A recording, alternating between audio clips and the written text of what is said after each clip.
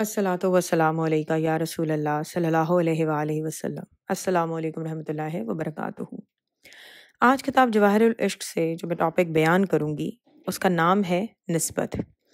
Writer Shiraz شوکت چشتی صابری لکھتے ہیں کہ آج کے جدید دور میں ہر دوسرا شخص اپنی نسبت کو فخر سے بیان کرتا ہے۔ اگر کوئی کہیں بیت ہے تو اپنے مرشد اور سلسلے کی نسبت پر فخر کرتا نظر آئے گا۔ اگر کوئی سید ہے تو وہ اپنی نسبت کو بیان کرتے نظر آتے ہیں۔ بابا بلے شاہ رحمۃ اللہ نے فرمایا کہ اوتھے عملہ دے ہونے نے نبیڑے کسے نہیں تیری ذات پوچھنی۔ بابا بلے شاہ رحمۃ اللہ علیہ نے اپنے کلام میں خاندانی نسبت کی ویسے ہی نفی کر دی ہے، کیونکہ اگر خاندانی حسب نسب ہی سب کچھ ہوتا تو نبی پاک صلی اللہ علیہ وسلم کے چچا ابو لہب اور ابو جہل بھی بخشے جاتے۔ تو پھر نسبت ہے کیا؟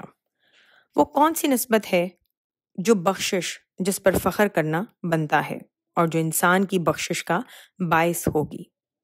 نسبت وہ ہوتی ہے اور اصل نسبی وہی ہوتے ہیں جو کسی برگزیدہ ہستی سے کسی بھی طرح منسلک ہوں اور صحیح معنوں میں اس ہستی کے اقوال اور اموال پر عملی طور پر عمل پیرا ہوں۔ نسبت ہونے کا یہ مقصد تو نہیں کہ آپ ساری برائیاں کرو لیکن پھر بھی نسب پہ فخر کر کے کہو کہ ہم بخشے ہوئے ہیں۔ نسبت وہاں ہی کام آئے گی جو عمل جد امجد نے کیا وہ آخر تک آگے زندہ رہے، یعنی اصل نسبت پھر روحانی نسبت ہے اور عمل کی صورت میں موجود ہونا ضروری ہے۔